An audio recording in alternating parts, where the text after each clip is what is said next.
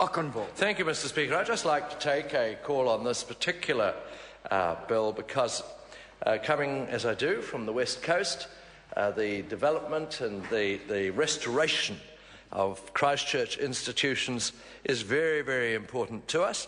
Not only that, I was a resident in Christchurch for some years, and this particular centre was where my children used to go when they were playing in their orchestra, and I would join many a parent listening to the wonderful renditions of children under 10. And I was very heartened, another reason, Mr. Speaker, I'd like to speak on this bill is to provide support for my colleague, the Honourable Nicky Wagner, who is a very, very hard-working MP in Christchurch.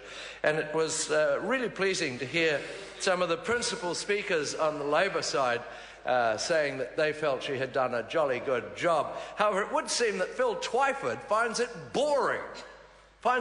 He asked Phil Heatley if he could hurry up when he was talking about something as important as this. As important. It's not about Auckland. It's not about Auckland, therefore Phil Twyford isn't interested. I was astonished. I had always given him a little bit of credit for being reasonably cultured. You know, not just having books with illustrations into the odd chapter book, some joined-up writing. Phil could handle this, but no. Say again? He should be outdoor hocking indeed. And it's just something of a disappointment to hear such a stream of criticism coming over the other side. Well, I hope he was listening to Phil Heatley, because I'm going to say much the same things myself. Because there may be points that he missed. But, Mr. Speaker, all not jokes aside, it was a fine speech by Mr. Heatley. I quite agree with you. Thank you for saying that. But I do remember the building, and of course it isn't just a matter of Christchurch residents benefiting. It is the whole area, the diaspora of Christchurch, the entrepot of the South Island, second largest city in New Zealand, and this centre of it is a very important aspect, the cultural centre, the arts centre.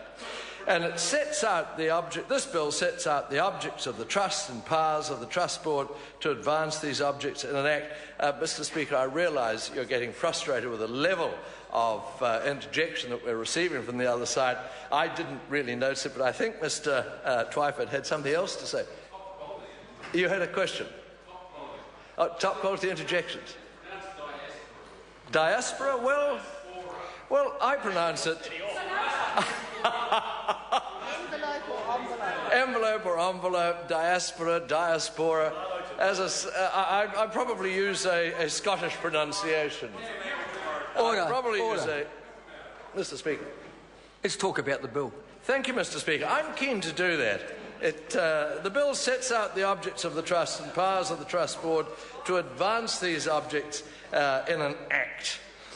And basically, the Arts Centre of Christchurch Trust Bill reflects the local, national and international heritage significance of the Arts Centre. The bill is a key part, Mr. Speaker, of protecting and preserving the Arts Centre of Christchurch for the future. And it sets out the Trust's current objectives in legislation with the consequence that they can only be changed by amendment to the legislation. I have been privileged to have a visit from one of the trustees who wanted to acquaint me with the work they have done. And, Mr. Speaker, I think everybody here is familiar with the voluntary efforts of people with experience who sit on trusts and sit on boards and bring their skills. And this trust is no less deserving of credit for what they have done. They've worked very, very hard to bring this to this point. Because the bill will enable the Arts Centre to modernise its governance arrangements.